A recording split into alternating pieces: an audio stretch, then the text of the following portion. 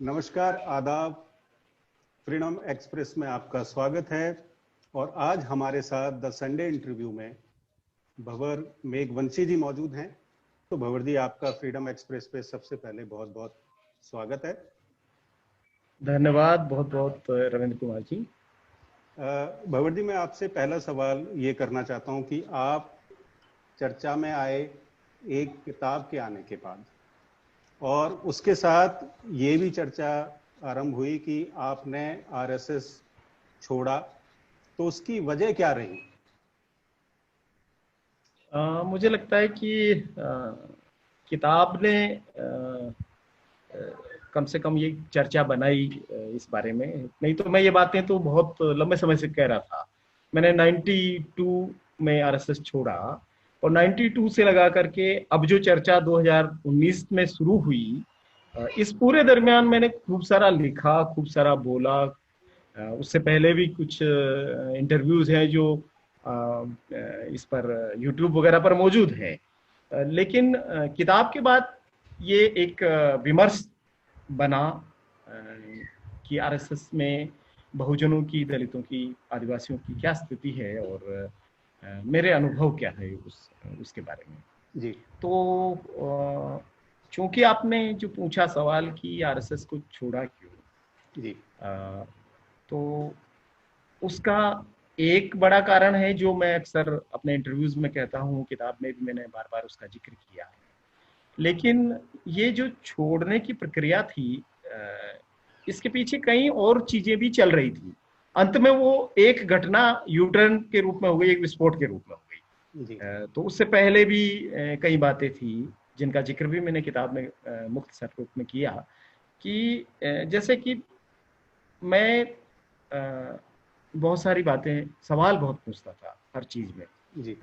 तो वहां सवाल उठाने को बहुत ज्यादा पसंद नहीं किया जाता। दरअसल आरएसएस में श्रद्धालु मतलब क्या है, मतलब कि सवाल आप कर ही नहीं सकते, या मतलब नहीं, मैं वही बात मैं स्पष्ट कर रहा हूँ कि वहां श्रद्धालु स्वयंसेवक बहुत पसंद है, जो परम पूज्य भाई साहब के कही हुई बात को बिल्कुल एक देवीय आज्ञा मान करके और सुन ले और उसको वैसा ही करते रहे। उसमें आप अगर नहीं, आपने कुछ पूछा कि भाई ऐसा क्यों है, या ये बात ऐसे नहीं, ऐसी दूसरे तरीके से है, तो उनको वो बिल्कुल पसंद नहीं है। तो सवाल किसी भी रूप में पसंद नहीं है, मेरा ये मानना है।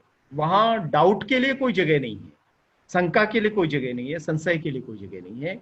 वहां श्रद्धा के लिए बहुत जगह है। आप बिल्कुल हाथ बांध करके, सर झुका करके आज्ञाओं का पालन करें, आज्ञाकारी बने रहें, वो बहुत पसंद किया जाता है। चूंकि मेरा शुरू से ही पढ़ने लिखने का एक आदत रही है और आरएसएस के भी साहित्यिकों में मैंने काफी पढ़ा जब मैं वहां था तब।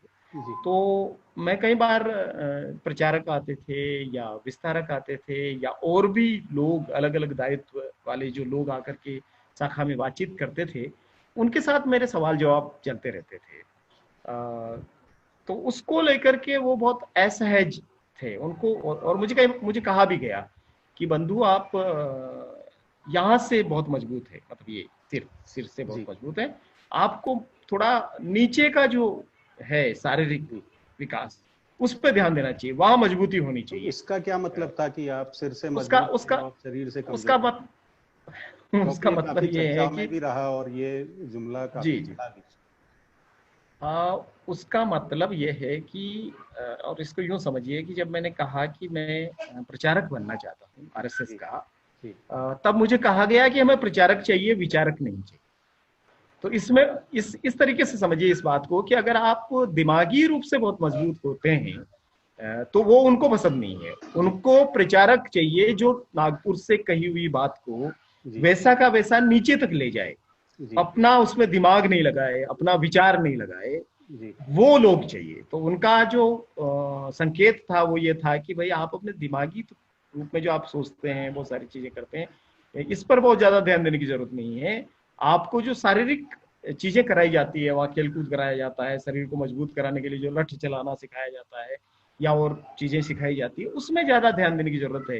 ये दिमाग का काम तो नागपुर में बैठे हुए जो सरसंघ चालक जी हैं और वो लोग हैं, वो बड़े लोग कर लेंगे, वो आपको नहीं करना।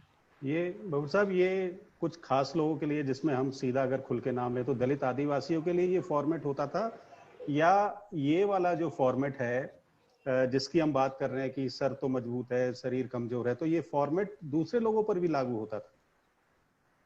मुझे लगता है कि देखिए, फॉर्मेट तो उनका ये सब पे ही लागू करते हैं वो।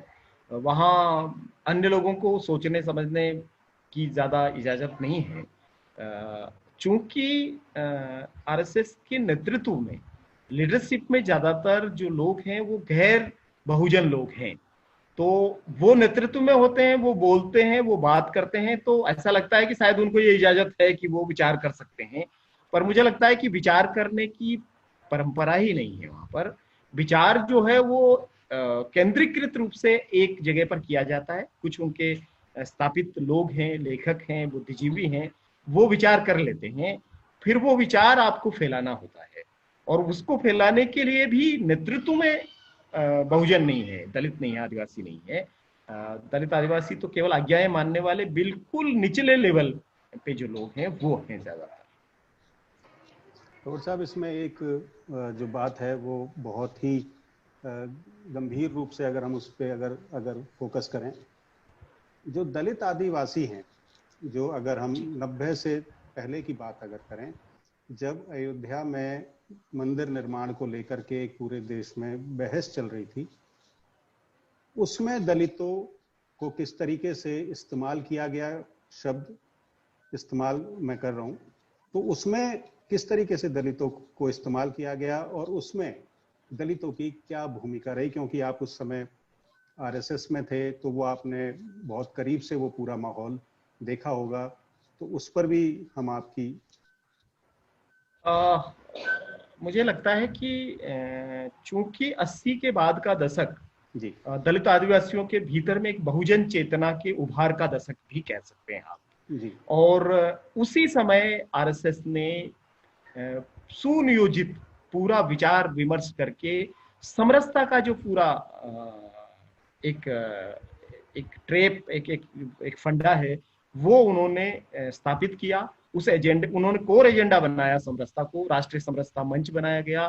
और उस समय जो बाला साहब देवरस संघ के सरसंघ चालक थे, उन्होंने अस्पृश्यता के खिलाफ बात की। उन्होंने कहा अगर अस्पृश्यता पाप नहीं है तो कुछ भी पाप नहीं है दुनिया में।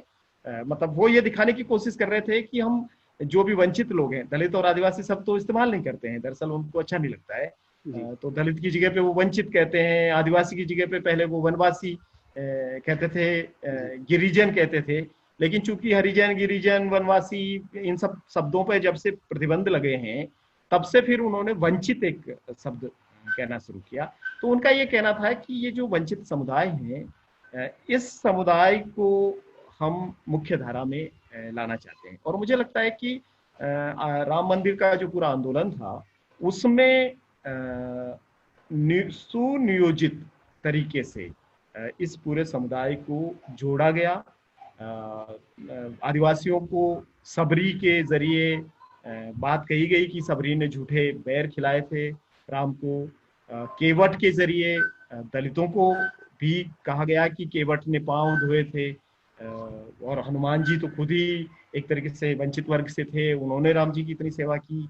तो कुल मिलाकर के ऐसा एक माहौल बनाया गया कि, और चूंकि देखिए दलित आदिवासी चेतना का जो उभार हुआ वो उतना डीपन नहीं हो पाया, उतना नीचे तक नहीं जा पाया। उससे पहले ये लोग नीचे तक जा पाए सब लोगों के बीच में, क्योंकि इनका तो प्रचार तंत्र बहुत मजबूत है, इनके लोग बहुत हैं, इनका काडर नीचे तक फैला हुआ है। तो इन्होंने रामशिलाएं जब पूजी गई, उनको दलित बस्तियों में ले गए। ये उनके जरिए मान लिया कि कोई दलितों में से कोई संत व्यक्ति है तो उसको हाथ लगवा करके पूजा गया, शिला पूजन किया गया। या कोई भी दलित समुदाय की किसी भी जाति का कोई भी थोड़ा सम्मानित व्यक्ति है, बुजुर्ग व्यक्ति है, उसको ला करके बिठाया गया। उनके हाथ में पहली ईंट दी गई कि ये देखिए आपके हाथों से शिला पूजन कर रहे हैं। हमारे लोगों के साथ दिक्कत क्या है कि देखिए उनको सामाजिक मान्यता का, सामाजिक प्रतिष्ठा का जो भूख है, वो बहुत सदियों तक गरिमा विहीन जीवन जो जिया, तो ये थोड़ा सा जो मंच पर बिठा देना, उनके हाथ से कोई चीज का पूजन करवा देना, वो बहुत मायने रख लेता है कई बार, और लोग फिर जुड़ते चले जाते हैं। फिर राम मंदिर का जब प्रथम शिलान्यास हुआ 89 में, तब उसकी पहली ईंट जिस व्यक्ति से रखवाई गई वो कामेश्वर चौपाल जी थे, जो अभी राम मंदिर के उसमें ट्रस्ट में भी जिनको शामिल किया गया, कामेश्वर चौपाल को। तो और उसको बहुत प्रचारित किया गया, ये कहा गया कि देखिए हमने वाल्मीकि समाज के व्यक्ति को, जो बिल्कुल दलितों में भी वंचितों में भी अति वंचित है, उसके हाथ से हमने ये ईंट रखवाया गया। मुझे नहीं मालूम कि वो दलितों की कौन सी उपजाति से आते हैं, लेकिन हमने उस समय यही सुना था कि वो वाल्मीकि समुदाय से हैं, और हमने उनके हाथों से राम मंदिर का निर्माण का ये जो स्टोन फाउंडिंग है वो करवाई है। तो ये इस तरीके से जब लोग जुड़े, फिर बड़ी संख्या में दलितों, आदिवासियों को और पिछड़ी, मूल जो पिछड़ी जातियों में जो अति पिछड़ी जातियां हैं, उनके कुछ कुछ प्रतीकों को रखा गया कि देखो आपके समुदाय में से ये व्यक्ति हुआ जो राम का भक्त था, इसने राम के लिए ये किया, और आप कैसे बाहर रह सकते हैं। और चूंकि दलितों के साथ, देखिए मुझे नहीं मालूम कि बाकी जगहों पे क्या है, लेकिन हमारे यहाँ राजस्थान में तो दलितों का मिडिल नेम राम होता है, और कई जगहों पे फर्स्ट नेम राम होता है। आपके ये तमाम मतलब कांसी राम जी से लगा करके रामविलास पासवान, रामदास अठावले, राम तो हमारे इधर ही है, उधर तो है नहीं। राम का झंडा लेके चलने वाले लाल कृष्ण आडवाणी के नाम में नाम राम नहीं था जी। इनके कहाँ राम होते हैं, मुरली मनोहर या कहीं विनय कटियार या उमा भारती, राम तो इधर ही होते हैं। तो राम से जो एक जुड़ाव था लोगों का, उसका इन्होंने बहुत तरीके से भुनाया और लोगों को अपने साथ लिया। और राम की जो कार सेवा थी राम जन्मभूमि की पहली और दूसरी, उसमें बड़ी संख्या में दलित आदिवासी यूथ को ये लेके गए। तो ये एक प्री प्लान एक प्रोग्राम था जिसमें दलितों को जोड़ा और उनका एक तरह से ये कहें कि फायदा उठाया उस पूरे आंदोलन में। क्योंकि उसके बाद तो जब अभी मौजूदा समय में जब अयोध्या में मंदिर का शिलान्यास किया गया, तो उसमें शायद ही कोई मोदी जी के आसपास कोई दलित व्यक्ति था। तो इस पर भी देखिए उस समय तक जरूरत थी, क्योंकि उस समय कांसीराम जी की जो सक्रियता थी राजनीतिक, उससे एक जो पूरा बहुजन समाज बन रहा था या बहुजन चेतना का निर्माण हो रहा था, राजनीतिक रूप से वो कितना हो रहा था, लेकिन सामाजिक रूप से तो एक चुनौती के रूप में उभर करके मान्यवर आ ही रहे थे। दूसरा मुझे लगता है कि मंडल कमीशन का जो एक लागू होना, और उस समय मंडल की वजह से जो पिछड़े वर्गों की कुछ जातियों में जो उभर आया, इन दोनों ही चेतनाओं को दबाने के लिए सुनियोजित रूप से पूरा सिस्टमेटिक तरीके से ये पूरा कमंडल का ये जाल फेंका गया, और समरसता को ला करके, समरसता की बार बार बात करके, जाति की बात को छुपाते हुए केवल छुआछूत को खत्म करने की बात तक बात बहुत बिल्कुल साफ है कि ये योजनाबद्ध तरीके से हुआ। और इसके मूल में यह था कि जो दलित पिछड़ों में या आदिवासियों में जो चेतना आ रही है, उस चेतना को किस तरीके से पलट दिया जाए, और उस पर किस तरह से धार्मिक ताका धर्मोन्माद फैला करके और उनको पूरी तरीके से ऐसा कर दिया जाए कि वो सदियों तक फिर से भक्ति भाव में रहे। ये उनका कहें ये रहा। भगवत जी, एक सवाल बार बार निकल करके आता है कि जब राजनीतिक संकट होता है तो दलितों का इस्तेमाल होता है, या राजनीति में दलितों का इस्तेमाल हो जाता है। जब तक काम की बात है, जब तक दलित बहुत अच्छा लगता है, अगर वो वोट आपको कर रहा है, वोट आपके साथ खड़ा है, उसमें दलित है, आदिवासी है, मुस्लिम वर्ग है, लेकिन जब वो अपने मुद्दे की बात करना जब आरंभ करता है तो अचानक ही उसमें से बदबू आनी शुरू हो जाती है। खाना जब ये खाने जाते हैं तो बर्तन वो बाहर से आते हैं। तो जो समरसता की बात है, जिस पर मैं आपको इसलिए भी मैं उस लाइन पर लेकर के आना चाहता हूं कि आपने अपनी किताब में एक पूरा अध्याय इस मामले पे लिखा कि मेरे घर में आरएसएस के लोग आए और उन्होंने खाना बाहर फेंक दिया। तो ये क्या है? ये क्या इस तरीके से है कि ये बार बार ये दिखाना है कि हम ऊंची जाति के लोग हैं और हम आपके यहाँ खाना खा करके, वो जो सबरी वाला किस्सा है वो दोबारा थोपने की कोशिश करती है आरएसएस दलितों पर, आदिवासियों पर? देखिए ये केवल प्रतीकात्मक रूप से लोगों को ठगने का एक कला है, क्योंकि और ये धोखा है साफ तौर पे। आपको 90 साल हो गया, 95 साल हो गया आरएसएस को, इतना बड़ा संगठन, सत्ता में वो सब जगह फैल गए हैं, इतने सारे मुख्यमंत्री सरकारें उनकी है, उसके बावजूद अगर आपको खाना खाने का ढोंग करना पड़ रहा है, पाखंड रचना पड़ रहा है, आपको किसी दलित के घर में जाकर के खाना खाने का इतना प्रचार प्रसार करना पड़ रहा है, और उसमें भी हिपोक्रेसी देखिए कि खाना कहीं और से बन के आ रहा है, बर्तन कहीं और से आ रहे हैं, केवल आप वहां बैठ करके उनके साथ खाना खा रहे हैं फोटो निकालने के लिए, वीडियो बनाने के लिए, ये दिखाने के लिए। ये जो प्रतीक के रूप में ये जो नाटक किया जा रहा है, इस नौटंकी में ही छिपा हुआ है कि अभी भी समाज में कोई बदलाव हुआ नहीं है। समाज अभी भी छुआछूत हो, भेदभाव हो या अन्याय अत्याचार हो, दलितों के प्रति जो माइंड सेट है वो कोई बदला नहीं है, वो वैसा का वैसा ही है। और चूंकि देखिए आरएसएस के जो कुछ लोग हैं, मतलब जो बड़े पदाधिकारी हैं, प्रचारक लोग हैं, वो आकर के ये सब दिखाने की कोशिश करते हैं। बीजेपी के भी बड़े लोग ये दिखाने की कोशिश करते हैं, लेकिन उनका काडर क्या कर रहा है? उनका काडर रिजर्वेशन के खिलाफ है, संविधान के खिलाफ है, वो छुआछूत करता है, वो दलित बस्तियों में जाकर के खाना नहीं खाता है, पानी नहीं पीता है। वो अगर भूल से भी उनको पानी पिलाने के लिए कोई गिलास ला के देंगे तो कहेंगे हमारे तो व्रत है, हम करेंगे। खाना खाएंगे तो वो कहेंगे जी नहीं हम तो खा के आए हैं, या हमारे तो उपवास है। ये सारा नाटकबाजी करते हैं। मैंने अपना किस्सा पूरा इसीलिए कहा कि वो कितने दोगले लोग हैं, जो हम जैसे युवाओं को, मैं तो उस समय किशोर अवस्था में ही था, 15 साल की उम्र में, हम जैसे लोगों को पूरी तरीके से ब्रेन वॉश करके, एक तरीके से बलिदानी जत्था बना करके, फिदायनी बना करके अयोध्या में मरने के लिए ले जा सकते हैं। लेकिन वही लोग मेरे घर में आकर के खाना खाने के लिए तैयार नहीं है, और वो कहते हैं कि हमको पैक करके दे दीजिए खाना, क्योंकि हम तो खा लेंगे, हमें तो कोई दिक्कत नहीं है, लेकिन जो साधु संत आए हैं वो नहीं खाएंगे। साधु संत का बहाना है, अगर नहीं खाना है तो मना कर सकते थे, साधु संत नहीं खाते, लेकिन वो वहां से ले गए और रास्ते में ले जाकर के उन्होंने फेंका, और आगे के गांव में जाकर के ब्राह्मण के घर में जाकर के उन्होंने खाना बनवा करके रात में खाया।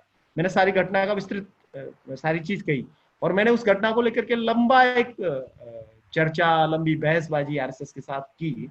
उन्होंने 1991 में घटी हुई घटना के बारे में 2012 में ऑफिशियली उन्होंने खेद जताया, ये कह करके कि आपके साथ कतिपय लोगों ने जो व्यवहार किया वो संघ का अधिकृत व्यवहार नहीं था, फिर भी आपको कुछ दुख पहुंचा तो हम खेद प्रकट करते हैं। आप देखिए कितनी भाषा, कितनी गोल गोल भाषा है कि इसमें आपको लगेगा ही नहीं कि उन्होंने माफी मांगी है या आपको माफ किया है या क्या किया। तो ये पूरा पाखंड रचना है इनकी, और आज भी वो सहज नहीं है दलितों के साथ खाना खाने में, या कुछ कुछ प्रतीक के रूप में लोग रखते हैं। दलितों के भीतर जो मिडिल क्लास हैं, बड़ी नौकरियों में जो लोग हैं, बड़े अधिकारी हैं, उनके घरों में जाके खाना खाएंगे और उसको प्रचारित करेंगे। या दलितों में जो बीजेपी के नेता बन गए हैं, एमएलए बन गए, एमपी बन गए हैं, मंत्री बन जाते हैं, उनके घरों में जाकर के खाना खा करके उसको प्रचारित करते हैं कि देखो हम तो दलितों के यहाँ खा रहे हैं। लेकिन जो वास्तविक रूप से आज भी जो लोग दलित बस्तियों में रह रहे हैं, उस बस्ती से निकलने में उनको नाक बंद करना पड़ता है, उनको घिन आती है और बदबू आती है। तो ये तो दोगले लोग हैं, इनका कोई भरोसा नहीं है। इनकी समरसता पूरा एक ठग है, ठग विद्या है, एक नाटक है, नौटंकी। बाबर जी, आपने अपनी किताब में एक चीज का बहुत ही सटीकता से आपने उसे लिखा है। उसमें लिखा है कि स्कूल लेवल, जब आप स्कूल में पढ़ते थे तो जो भूगोल के टीचर थे आपके, वो आरएसएस के कार्यकर्ता थे, और उसके अलावा स्कूल और कॉलेजेस में भी लगातार आरएसएस के लोग एक्टिव रहते हैं। तो ये जो प्लानिंग है नीचे से लेकर के ऊपर तक की, वो किस तरीके से होती है, इस पर मैं आपकी राय जानना चाहूंगा। देखिए, आरएसएस का ये कहना होता है कि हम कोरे कागज पे लिखते हैं। कोरे कागज पे लिखते हैं मतलब ये है कि हम छोटे बच्चों को, किशोरों को अपनी शाखाओं में भर्ती करते हैं जिनका दिमाग एकदम खाली होता है, ताकि हम अपनी बात उनमें आराम से भर सकें। तो आप देखेंगे कि ज्यादातर कई लोग 5 साल की उम्र में आरएसएस ज्वाइन करते हैं, केवल 5 साल की उम्र में। और इतनी छोटी उम्र में, मैं तो 13 साल का था, मैं थोड़ा और भी बड़ा था, कुछ समझ सकता था। तो इतनी छोटी उम्र के बच्चों को पकड़ते हैं और उनको पकड़ने के लिए वो प्राथमिक शालाओं के शिक्षकों को पकड़ते हैं। हिंदी बेल्ट में आप एक सर्वे करवाइए, आप पाएंगे कि 85% टीचर आरएसएस का काडर, वो वहां से प्रशिक्षित हैं और वो पूरी तरीके से जो स्कूलों की प्रार्थना सभाएं होती है, असेंबलीज होती हैं, उनमें आरएसएस के गीत गाते हैं, आरएसएस की प्रार्थनाएं बोलते हैं, आरएसएस के मंत्र बोलते हैं। टीचर्स ट्रेनिंग में, चूंकि मैं टीचर रहा हूं और टीचर्स ट्रेनिंग का भी हिस्सा रहा हूं, मैंने वो किस्सा भी लिखा किताब में। टीचर्स ट्रेनिंग के जो ट्रेनिंग मॉड्यूल था, उसमें आरएसएस की शाखाओं वाले गीत गाए जा रहे थे और अभी भी गाए जाते। और वो देखिए, आप स्कूल में भी भारत माता की जय बोल रहे हैं और शाखा में भी भारत माता की जय बोल रहे हैं, वहां भी वंदे मातरम और यहाँ भी वंदे मातरम, वहां भी राष्ट्र का राष्ट्रवाद और गुणगान और भक्तिभाव की बातें, और यहाँ भी। तो कई बार तो ऐसा लगता था कि शाखा जो है आरएसएस की, वो 9वां पीरियड है स्कूल का, क्योंकि उसी स्कूल के टीचर आ रहे हैं। मेरा जो स्कूल था उसमें भूगोल के टीचर हमारे यहाँ शाखा लगाने आते थे, तो वो अकेले नहीं थे, वहां जो 13-14 का स्टाफ था उसमें आप ये मान के चलिए कि 8 से 10 टीचर आरएसएस की शाखा में पदाधिकारी थे अलग अलग जगह, और अलग अलग गांवों में जाते थे और वो शाखा लगाते थे। तो इनका देखिए पूरा शिक्षा और शिक्षण संस्थानों पर नीचे से लगा करके ऊपर तक कब्जा है। न केवल इनके अपने ब्लॉक लेवल पर शिक्षण संस्थान है, आदर्श विद्या मंदिर, सरस्वती शिशु मंदिर लंबे समय से चल रहे हैं और आज की तारीख में हजारों की तादाद में है देश में। और दूसरा, इन्होंने सरकारी शिक्षा तंत्र पर पूरी तरीके से कब्जा कर लिया है, क्योंकि ज्यादातर शिक्षक जो है वो विशेष रूप से ब्राह्मण समुदाय से आते हैं और ब्राह्मण समुदाय में आरएसएस का बड़ा पेट है, कब्जा है। तो वो अपना एजेंडा उनके थ्रू लोगों के बीच में ले जाते हैं। और अब तो देखिए, ये केवल प्राथमिक शालाओं की बात नहीं रही, अब तो उन्होंने तमाम यूनिवर्सिटीज पर कब्जा कर लिया, वीसी बिठा दिए अपने, प्रोफेसर, असिस्टेंट प्रोफेसर और एसोसिएट प्रोफेसर उन्होंने अपने लगा दिए। मुझे लगता है कि पूरा शिक्षा का ढांचा पूरी तरीके से इनके कब्जे में आ चुका है और ये बहुत भयानक स्थिति। मैं बीच में ही रोक रहा हूँ, जब आपने ये फैसला लिया कि अब आरएसएस के साथ चलना मुश्किल होता जा रहा है और अब आगे बढ़ना नहीं हो पाएगा, उसके बाद जब आपने ये फैसला लिया तो उसके बाद आपको कुछ परेशानियां हुई, दिक्कत हुई, आपको कोई थ्रेट मिली, कुछ ऐसी चीजें हुई कि आपको ये महसूस हुआ हो कि भाई अब अगर मैं आरएसएस छोड़ करके अगर बाहर जाऊंगा तो शायद मेरे को ज्यादा मेहनत करनी पड़े, स्ट्रगल करना पड़े?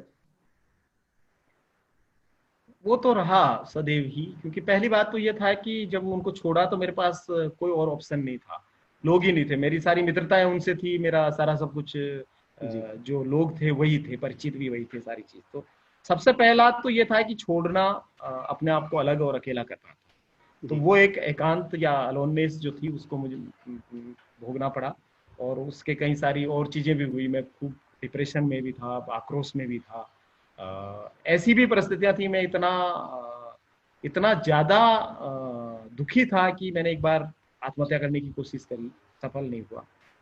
तो ये तो हुई, और चूंकि शुरू में तो बात को इग्नोर किया गया, स्वीकार नहीं किया गया, और उन्होंने समझाने की कोशिश की कि बंधु आप नकारात्मक चीजें मत कीजिए और आप लगे रहिए काम में, और ऐसी कोई बात नहीं है, इतनी छोटी बात को बड़ी बात मत बनाइए, ये सारा समझाने का ये प्रयत्न हुआ। तो पहले तो उपेक्षा हुई, फिर समझाने का प्रयास हुआ, और बाद में फिर उन्होंने मुझे बदनाम करना शुरू किया कि अरे ये तो ईसाई मिशनरी से मिला हुआ व्यक्ति है, इसको विदेश से फंडिंग आती है, इसलिए आरएसएस के बारे में बात करता है, जो कि वो कहते रहते हैं उनके खिलाफ की तमाम लोगों के बारे में।